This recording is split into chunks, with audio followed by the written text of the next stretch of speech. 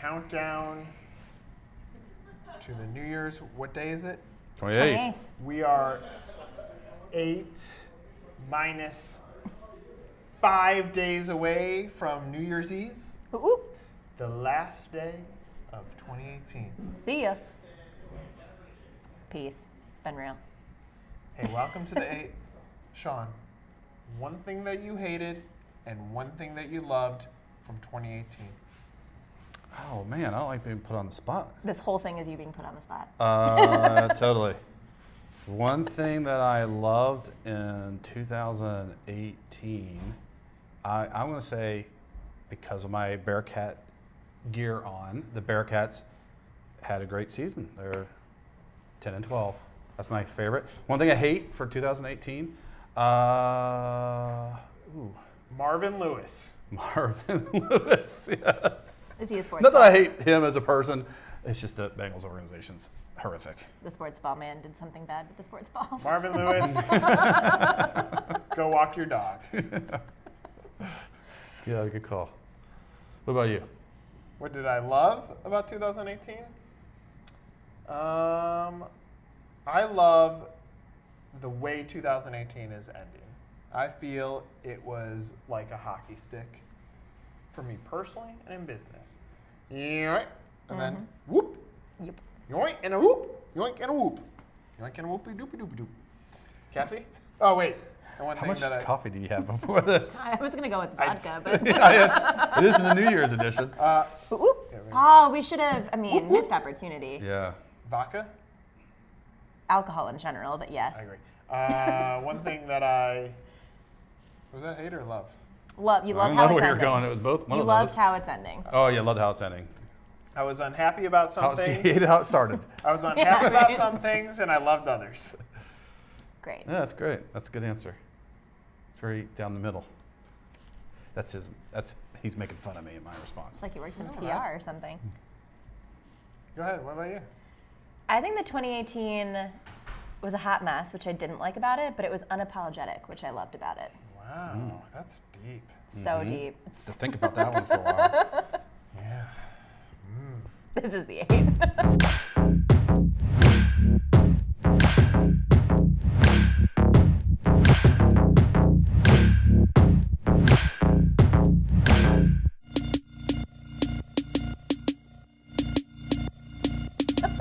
I thought we were already back.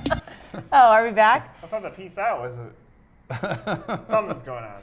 Hot mess. Yeah, we're really 2018, drifting. we're still in it. But the odds are not many people are watching this. It's Friday before Yeah, Yeah. New Year's New Eve. Year's. Yeah. All right. All right. So yeah, this whole thing is going to be me completely throwing you guys Yes. for a loop. I- But I thought I that this would be personally fun. enjoy that. I know, but I thought this would be fun. Sean does not.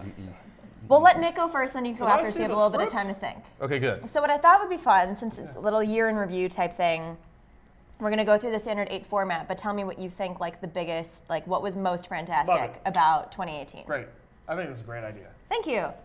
I'm known to have them from time to time. I appreciate you. Cassie, I appreciate Thank you. I appreciate Sean. you too. I appreciate you. Thank you. That was a nice Said it moment. publicly. Yeah. So what was fantastic? What was the most fantastic thing about 2018? The most fantastic thing, it's specific to franchising, right? Yeah. Okay. The most fantastic, clearly it's called fantastic. The most fantastic Personally. The most fantastic thing about 2018, I believe, is the slowdown in franchise growth. Because I feel that if franchisors can take a step back, perfect their brand positioning, their why them, why now, then when they hit 2019 and the economy gets to or becomes a little bit more turbulent and more people come out and want to buy, it's actually going to set them up for a better 2019-2020 if they don't decrease their budgets. All right. How about you? Mine is, I think, the continued interest in private equity into franchising. I think it's really raised the level of professionalism in a lot of these brands. And private equity has capital to do the right things. And so I think they're beginning to invest in people, invest in marketing, invest in systems. And I think overall that's great for franchising. All right. Friend Leberty. Who is your biggest Friend Leberty besides Sean of 2018? You know, I gotta give it to him. Scott Thompson, you're my biggest Fran celebrity, and here's why. I think franchise sales folks get put in this box of being less than valuable to the franchisor far too often, when they could be the most sophisticated human being that exists in a franchise brand because they actually have some of the highest pressure. What they're trying to do is convince someone that this opportunity makes most sense for them to invest all of their life savings into it. So my heart is warm for someone like Scott Thompson, who busted his butt at different places before he found the right fit. It literally busted his butt to a place where now the executive leadership says, we're willing to listen to you, Scott. Tell us what we should do. Because far too often the pressures of franchise sales get put on an individual, yet the entire environment dictates how it's run. And I feel warm for Scott that he landed in a great opportunity at Big Blue Swim School, where I believe he's going to have a shot to shine. Awesome. No making fun of Scott. It's good. Scott's our #1 viewer. We never make Yeah. fun of Scott. Mine is going to be Kevin Wilson with Buzz Franchise Brands.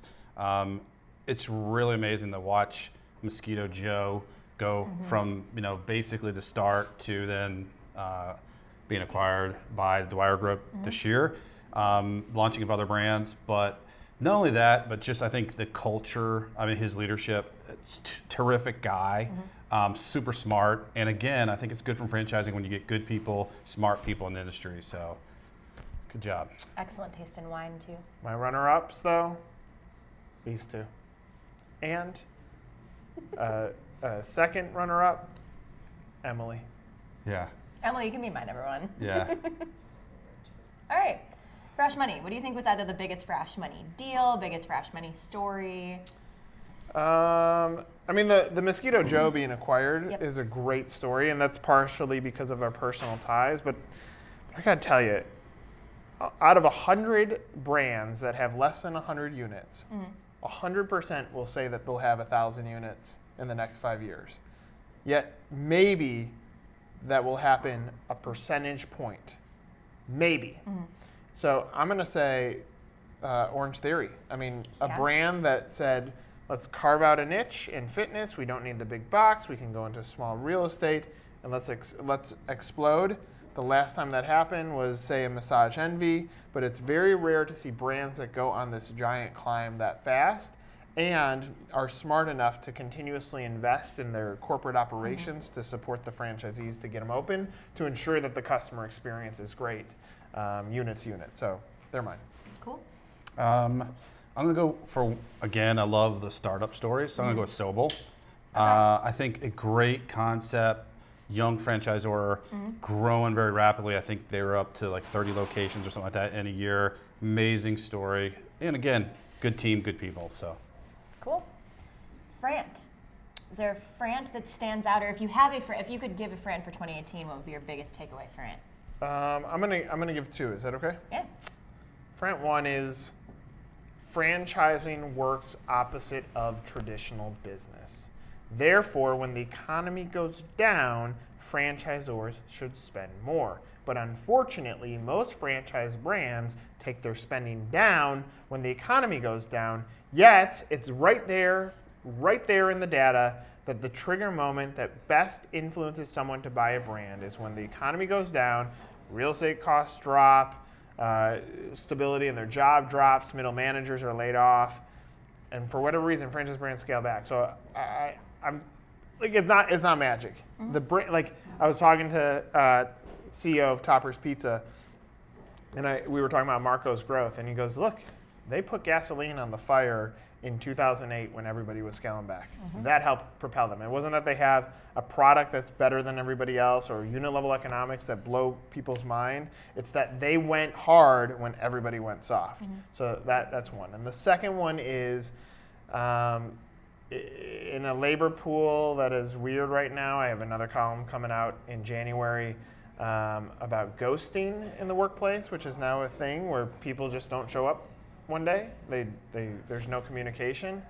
We're in a world where like the value of a career, the burning of bridges, things that like our parents have taught us about or values are lost.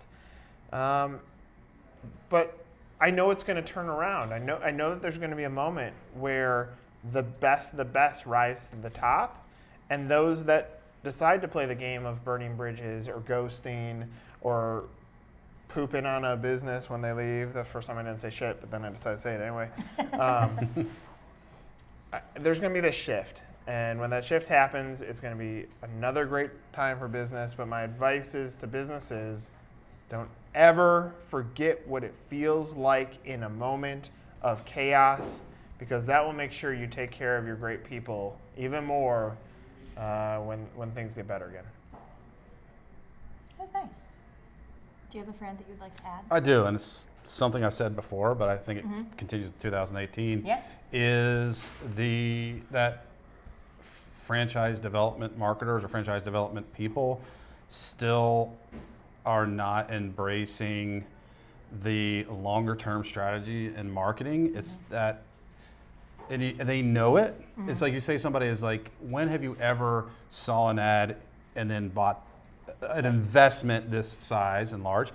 It just doesn't happen. People are it's going to be impressions and due diligence. It's a long-term strategy to sell franchises. Your marketing needs to be long-term, and it's frustrating when they just kind of still go back to how many leads I get, how many deals I get in a short window time frame. So you should be looking at it, at least 90 days to 6 months. And what you're doing in the first quarter is going to impact late second, third quarter, or even longer. Yeah. And that's the approach you got to look at. And so that's my rant. Whoop. I've done that like 5 times in the course of this episode. I'm really excited for 2018 to be done. All right, branching forward. What's your favorite or biggest moment where someone was moving forward in the industry or thought was moving forward in the industry? In the words of Sean, Great. That was 3 of them. That was 3 of them in a row. I just went. Yeah, I mean, it's still the staples that what Sean just said. I say branching forward is looking at a 24-month period instead of a 12-month period. That's going to help your expectations be aligned. We've had clients that say, we're not getting the leads, and then all of a sudden it turns because of the way that people shop. This isn't buying Amish chairs in some newspaper. Or snake oil, whatever. Yeah, it's the branch forward is when franchising catches up to real world data. Yeah, I think it's probably the same what I was saying earlier. Yeah, it kind of preluded to that. All right. Fran Funny, I either have a joke that I could sub in about New Year's, or if there's like a funny moment that you'd like to call out, please feel free. Give one. I leave it. Give a joke. A joke? Yeah, and then I'll tell a funny moment. What's a New Year's resolution? But I like that too. Emily said, for so those of you at home, cynical. she said, I don't know, I don't have one. I mean, word. And then she like it was a deep one. That was good. Something that goes in one ear and out the other. Ah, that's good. Oh, yeah. Basically the same. Yeah. It's right on par. I mean, it's amazing. Still, the funniest moment of this 8 is Cassie crying over a lamp. I'm still not sure I get that. I also there was nothing to get. I'll just share a few funny moments. I also enjoyed when we had Scott Oakes on, and I moved the microphone away, and he kept on following it. Yeah. Or when you talked to him about chicken and burgers, you're like, I don't know, I like chicken and burgers equally. I mean, like Scott Oakes was an amazing, Hilarious. funny man for the 8. I enjoy when we had the Come Over Here episode with Scott Thompson when he had to come over, and now I followed the trend. You mock it at first, but then you adapt. Yeah, Alright. there were great funny moments. You got anything? Those, but yeah, I think you're on par. Yeah. All right. I'm on par. What was I don't know, what inspired you in 2018? I'd say the people that I work with. I've written about it. There was some turbulence because of the labor market this year, but I don't know. Last week felt inspired. I feel like Felt good. I'm gonna be nicer next year. Like Resolution? Yeah, because like I let the environment influence my my happiness, and I don't need to have that happen anymore. I'm just gonna be happy. I don't feel good about life. Life's too short. Good. What was the topic? Franspiration. What inspired you?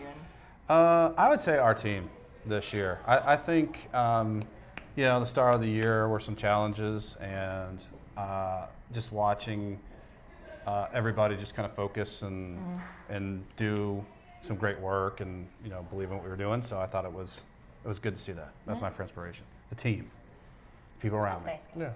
Yeah. All right. Last one. Your biggest either frenemy or friend in 2018. Boy. It doesn't need to be like your personal frenemy or All right. friend, but I mean, there are plenty of things that, the holidays. There's like the Scud Farkases of the world, and talk to him. There are certainly some unhappy moments that occur. Yes. But my friends are our audience, our readers, the truth. The truth will set you The free. truth is my friend. We appreciate everybody that's paid attention to what we do. It's nice to hear that someone's like, "Hey, are you the Cassie? That's how they eat." I mean, like that's a cool thing because So famous. we've put in a lot of work into getting to this point. And look, next year's gonna be amazing with some of the stuff that's coming for 1851. True story. But yeah, Frans are our friends, our readers. I would agree. It's neat to see how many people actually do. We joke around like no one watches or anything, but Right. there's more than two. But there are a lot, and it's kind of neat to go around and hear people's comments and that they like what we're doing. So I think it's cool. It's what we call in the biz influencer marketing. Am I an influencer now? You are an influencer now, Cassie. I'm gonna give you a rate for if you want me to post the 8 on Instagram, what it's gonna cost you. I'm kidding. I get a salary I for told you, I'm not going to let the environment influence my outcomes. This is the 8. Happy New Year. Happy New Year. See you in 19. See you on the 19. That was the greatest way to end.